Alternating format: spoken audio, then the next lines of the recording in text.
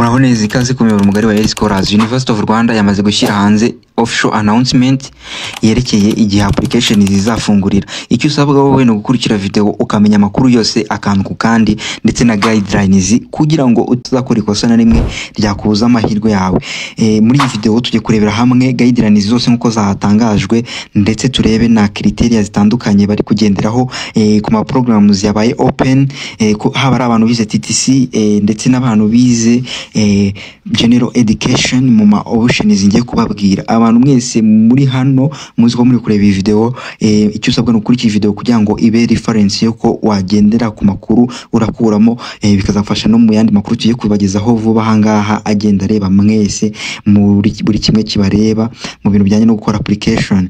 Icyo nakwibutsa ni buri mushya ku rubuga rwacu ukaba rwa mbere ubonye iyi channel, kora subscribe kugira ngo utazacikanwa n'akantu na kamwe ku gihe, kugira ngo bizagufashe gukora ibintu byawe neza ku murongo, haba ari ku bintu bijyanye no kwaplanyira job opportunities, internship ndetse n'amascholarship atandukanye. University of Rwanda yamaze gutangaza ko igiye kufungura application nkuko ngiye kubasobanura muri iyi video. Hakaba ari call of application ku bantu bashaka kwiga Bachelor of Medicine and Bachelor of Surgery, iyo ni program ya mbere, ndetse n'abashaka kwiga Doctor of Dental Surgery, iyo ni program ya kabiri, ndetse n'abantu bashaka kwiga muri Bachelor of Education in Physical Education and Sports. Mwese mwamutegerezanyije amasiko menshi cyane mwibaza tese applications za University of Rwanda zizafungura ryari. Se gushize ko zafunguye kare mu kwezi kwa kabiri, ariko ubu ngubu twatugeze mu kwezi kwa gatatu zitarafungura. Ubu noneho University of Rwanda yamaze gushyira hanze itangazo biro official uyu munsi. Application yatangaje igihe zigiye gufungurira biro official. Iyi ni announcement igenga academic year 2025 ndetse na 2026.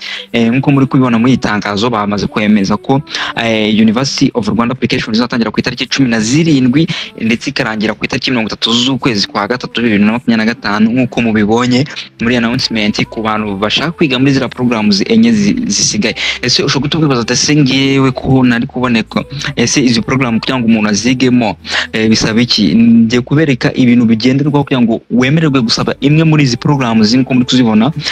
Harimo n'indi degree bongeyemo yitwa Bachelor of Education in Physical Education and Sports. Iyi bundi ubusanzwe yakorerwaga hamwe n'izindi application muri rusange, ariko ubu nayo yabaye imwe mu zikorwamo application mbere. Izi application nko mubizi ziba ziri competitive, bisaba ko mwese mukoramo application hanyuma hakazategurwa n'ibizami, mukagenda mukora ibintu by'ibizami bitandukanye kugira ngo mu rwego kugira ngo mbahe amakuru arambuye kandi yizewe. Ngiye kubanza mbereke ese ni iki bari kugenderaho, barasabira ibiki kugira ngo ube wakwapplyinga muri imwe muri izi programs. Ibindi bibazo byose mugenda mwibaza mwifuza kumenya no kuri University of Rwanda application ifunguye ndabibasobanurira, nta kintu na kimwe mucikanwa akantu, kandi icyo usabwa no kurikira video ntucikanwe. Nkuko muri kubibona rero University of Rwanda muri izi entry requirement batanze kuri izi programs ko zigeze kuri enye. College of Medicine and Health Sciences, duhere kuri Bachelor of Medicine and Bachelor of Surgery. Iyi ni program imwe bakombininze bayita Bachelor of Medicine and Bachelor of Surgery, iherereye muri campus yihuye nkuko muri kubibona. Hanyuma ikaba iri kwemererwa umuntu wize ibintu bikurikira. Condition ya mbere kugira ngo wemererwe kwapplyinga muri program nuko ugomba kuba warize imwe muri combination zikurikira. Ugomba kuba warize PCB cyangwa se warize MCB. Indi condition ya kabiri ni umunyeshuri uri kwapplyinga agomba kuba nibura afite advanced certificate ya secondaire, nibura afite ahantu afite amanota makeya mu masomo yose ari C, nibura akaba hose afitemo 70% ku muntu usoje muri uyu mwaka wa 2024 bibegende kuri grading system, uburyo bwavuguruwe bwo kugenda bugenda bugaragaza amanota buri munyeshuri yagiye agira. Ikindi kintu wamenya ku iyi program yigishwa imyaka 6 full time, ubwo ni igitondo n'ikigoroba, imyaka igeze kuri 6. So ikindi kintu wamenya nuko umenya ko iyitwa Doctor of Dental Surgery nayo iherereye Huye. Ku bantu bashaka kwiga bo ibimwe mu bintu bisabwa nanone nuko uba ufite ibintu bikurikira.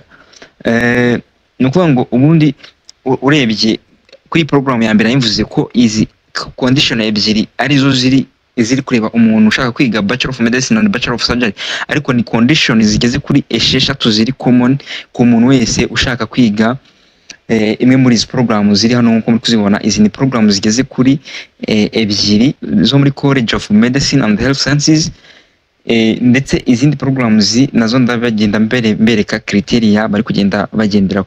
So criteria ya gatatu, eligible candidate, nuko agomba kuba azakora ibizami.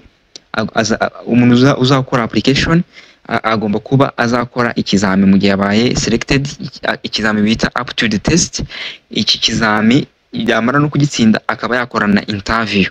Hanyuma condition ya kane nuko abanyeshuri bazaba babaye selected kugira ngo bakore ibyo bizami, abanyeshuri bazakora ibyo bizami, urwego rubishinzwe ruzagenda rutonya abanyeshuri batsinze neza kurusha abandi, hanyuma babe bemerewe gukomeza kindi cyiciro bakore na interview, hanyuma bazabone kuba baba selected mu gihe bamaze kuba bapasinga interview. Hanyuma abanyeshuri bagomba kwerekana yuko bazi ururimi rw'icyongereza, bazi kuruvuga neza cyane. Ikindi icya gatandatu kirareba abanyeshuri bari international batabarizwa mu gihugu cy'u Rwanda. Abanyeshuri bari international bagomba gutanga ama equivalence, abantu batazi uko zisabwa banyura ku rubuga rwa NESA. Ibyo ntago ari ibintu bikomeye cyane, ari umuntu ukeneye kuyisaba akaba atazi uko bigenda ashobora kujya muri comment section, cyangwa ari n'ikindi kibazo cyose ashobora kujya muri comment section ukaba wabaza icyo wifuza cyose. Indi ni program yitwa Bachelor of Education in Physical Education and Sports. Kimwe mu bisabwa nzi neza muri iyi program cyangwa ube waba selected ube wakora application nuko ugomba kuba ufite fitness, nuko ugenda ugafata ukaka cyangombwa kwa muganga bakagukorera ibizamini byerekana ko umeze neza physical fit, nta kibazo na kimwe kindi ugira, ku buryo bizagufasha mu guperforminga mu activities atandukanye ya sport ndetse no kwigisha mu buryo butandukanye no gufata amasomo yawe neza. Hanyuma icyo wamenya, amwe mu programs y'abantu bemerewe gukora application muri iyi program ya Physical Education and Sports ni ku bantu bagiye biga MCB, BCG, PCB, SME muri TTC, ubwo ni muri TTC, ndetse n'abantu bize MCE, ndetse abantu bagiye biga MPG, MEG, MPG na PCM.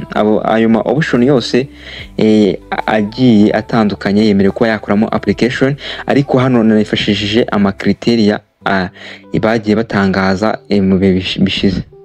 Yes, ubwo mukomeje kugenda mukurikirana updates tugenda kutubagezaho kugira ngo murusheho gusobanukirwa n'amabwiriza ndetse n'uburyo mwakora application process yose neza mu buryo bwizewe kandi bukoze neza. For more details ndaza kugenda nkomeza kugenda bahereza details nyinshi zitandukanye kugira ngo mukore ibintu muri shuwa y'ibyo muri gukora. Nyuma yo kumaza kubabwira aya ma programs yose ari available agiye kubimburira yandi mu gufungura application ku itariki 17 z'ukwezi kwa gatatu, namwe mwese musigaye mukomeze mwitegure, mube ready mwitegure. Ikintu ushobora guhita wibaza, ushobora se mbere yo gukora application ni biki naba nitegura kugira ngo mbe naba mvuga ati ndi ready yo gukora application nta kibazo na kimwe mfite namaze kwitegura. Ikintu ugomba kumenya cya mbere hano, niba uzi ko ugiye kwapplyinga muri izi program, ntabwo wemerewe gukora application muri program zirenze imwe. Ugomba gukora application muri program imwe, niba ari Physical Education and Sport ugakora muri Physical Education and Sport. Niba ushaka gukora muri medicine ubwo ni medicine nyine. Ubwo ikindi kintu wamenya, ubwo iyo ni minimum requirements imwe mu biri kugenderwaho. Ikindi kintu wamenya nuko niba nakubwiye ko amanota ari guhera ku manota 70 uko mwajya mubireba muri entry requirements zindi maze kubereka, icyo nicyo kintu nanone ugomba kurebaho. Ikindi ni guidelines zigenga application. Guidelines ibi ahantu ugomba kwitonda, ibi tugiye kubirebera hamwe akantu kandi muhereze information ziri important ukeneye kumenya muri uyu mwanya, ku buryo application izafungura uri tayari, uri ready. Hari umuntu uri kwibaza ati nyine application kugira ngo izagere nyine naba nateguye ibiki. Nibyo tugiye kurebera hamwe, hanyuma ube uri tayari nta kibazo twagiye. mu mabwiriza agenga uburyo application ikorwa, ikintu cya mbere ugomba kumenya nuko application ikorwa tunyuze ku rubuga rwabo rwa www.ur.ac.rw, hanyuma ukanyura kuri menu yitwa admission. Ariko ibi ngibi ugomba kumenya yuko hari ibintu bagiye bavuga hano bitandukanye muri iyi document, nk'uko bagiye babivuga ku bantu bashaka ku applyinga bari mu gihugu, nibura bagomba kuba barasoje secondaire guhera mu mwaka w'ibihumbi 2012 kugera ku wasoje 2014. Mu applyinga nyine ubwo umuntu ugiye applyinga bwa mbere azakora as new application, hanyuma ku bantu bakomeza gukora application bari barakoze application baragejeje mu bihe bishize hari ama reference number baba barahawe, niyo bazifashisha mu buryo bwose ngiye kubasobanurira. Icyo usabwa no gukurikirana ntucikanwa akantu kamwe k'ingenzi.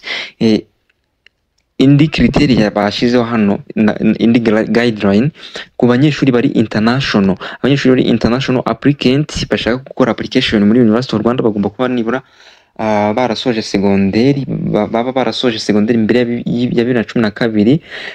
Bagomba kuzuza imyirondoro yabo, bagahabwa nabo reference number na pin, ndetse baganatanga ama document bagenda babasaba banyuze kuri iyi link nk'uko muri kwibona ya e-filing iri mu ibara ry'ubururu hano muri kuyibona. Hanyuma ikintu ushaka kwibaza wowe uri ku applyinga uherereye imbere mu Rwanda, ushaka kwibaza ati ese ngewe ndusabwa ihe document, nize document ndi gusabwa kuri stage ya mbere ibanza, na document nimwe uri gusabwa. Mukomeze mu dukurikirane application tubagezaho mu bisanzwe ikintu usabwa ni iki, ni imyirondoro yawe neza uko iri full, ndetse n'ibindi byose ngiye kubagaidingamo mugiye kugenda mumenya hano.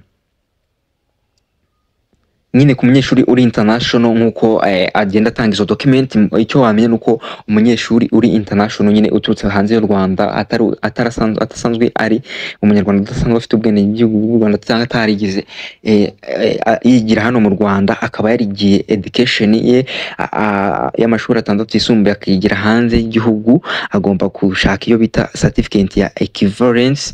Ikimwe mu bintu bindi agomba gutanga nuko agomba kumenya ko agomba gutanga copy ya ID. Ni ibyo ngibyo urebye by'ingenzi agomba gutanga, ndetse nimba ari umunyamahanga atari umunyarwanda atagira indangamuntu mu Rwanda, atanga passport mu rwego rwo kugira ngo abe afite ibyangombwa bimuranga byuzuye. Kimwe mu bintu ugomba kwitondera mu gihe application izabitangiye, mu gukora application, umunyeshuri uzakora application cyangwa se bazafasha mu gukora application, nuko batanga iyo bita reference number ku munyeshuri wese watangiye gukora application. Iyo reference number yawe na pin ugomba kubibika neza mu rwego kugira ngo bizagufashe gukora ama steps akurikiraho, kuko iyo umaze gukora steps zibanza ntabwo application yose iba irangiye ngo ube uyirekeye aho ngaho ngo utegereze. Ugomba kubibika neza buri makuru yose uhabwa, ndetse n'ibyo uri kubona muri application process byose ugomba kubyitaho kandi ukabibika neza. Ikindi kintu ugomba kumenya nuko hari amafaranga ugomba kwishyura 5,000. Iyi information mugomba kuyimenya, mube mushaka amafaranga 5,000 muzatanga yo kugira ngo wemererwe ku applyinga. Iyi ni amafaranga adasubizwa, aya mafaranga ari non refundable, wishyurwa kuri banki ya Kigali bitewe na konti University of Rwanda izagenda itanga. Hano mugomba kwitonda, ntago ari kuzamwishyura mutabanje kumenya buri kimwe cyose. Abantu benshi bamwe na bamwe bagiye bahahombera mu myaka ishize bitewe nuko baje nta makuru ahagije, ntibamenye gukurikirana ibintu neza. Hano aya mafaranga 5,000 ugomba kuba yafite ku ruhande. Hanyuma ku munyeshuri international ni 6,000 kugira ngo uzakora application wemererwe. Amafaranga ikintu afasha niki, aya mafaranga iyo umaze gukora application uragenda ukayishyura, hanyuma iyo umaze kuyishyura nibwo wemererwa gutoranya ama option cyangwa se ama faculty ushaka kuziga. Ntago bakwemerera gutora ama option ushaka kuziga. Ikintu uba ukoze wowe bwa mbere muri stage ibanza ni ukuba utanze imyirondoro yawe yose, usobanuye yuko wasoje senior 6 ndetse n'ibyikwerekeye n'ama index number byose. Ariko kugira ngo wemererwe guhitamo ama program nuko ugira gute, nuko uhabwa ugenda ukishyura amafaranga, then ukaba wabasha kwemererwa gukomeza steps zo guhitamo ama programs y'ibyo wifuza kwiga. Ikindi mbibutsa ko muri University of Rwanda kugeza ubu amakuru ahari yizewe nuko uba wemerewe guhitamo option 3 ukaba wemerewe guhitamo ibintu bitatu kuko nabisobanuye muri video iheruka mu college atandukanye bitewe n'ibyo ushaka kwiga uri interested kimwe no kushobora guhitamo muri college imwe. Ku bantu badasobanukiwe n'ibyo navuzeho ushize murya kuri video iheruka nakukorera byose murabisangamo. Hanyuma ikindi kintu mugomba kumenya nuko iyo maze kwishyura ayo mafaranga nyine ukomeza application nyuma hacamo igihe kingana n'iminota 10 ndetse na 15 bitewe nuko system ya University of Rwanda bagiye updating website yabo bayivugurura. Ubundi mbere byagendaga bisaba ko hanyuramo amasaha 28 kugira ngo ubwishyube bwageze muri system, ariko ubu ngubu bishobora kuzajya bifata igihe gitoya bikaba bimara nk'iminota 10 cyangwa 15. Bizagenda biterwa na updates tuzagenda tubagezaho nibikomeza kuba ari 24 hours byose tuzagenda tubagezaho amakuru. So ukuntu wifuza gukora iyi application, so ushobora kutwandikira kuri nimero zacu 0722128637 kugira ngo tuzafashe muri application process ibintu byose bigende neza nta kibazo na kimwe kibayeho.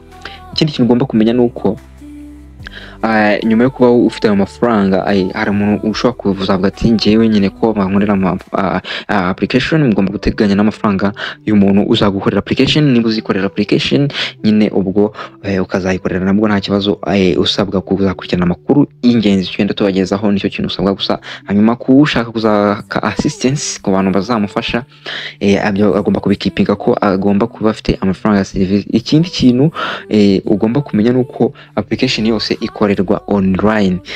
Hanyuma umuntu uzakora application agomba ayo mafaranga 5,000 twavugaga agomba kuzayishyura bigende kuri guidelines hano batanze. Ushobora kunyura kuri link batanze hano y'urubuto pay cyangwa se ukazakoresha akanyenyeri 775 akanyenyeri 5 urwego.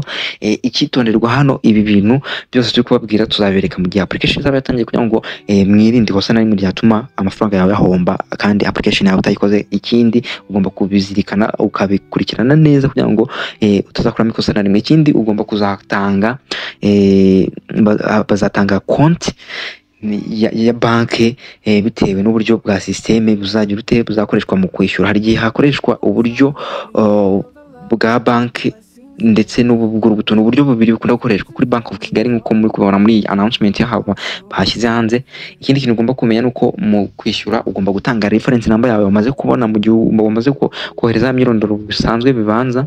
Iyo reference number bakaba ariyo bifashisha mu kugira ngo ubwishyu bwawe bugere kuri University of Rwanda.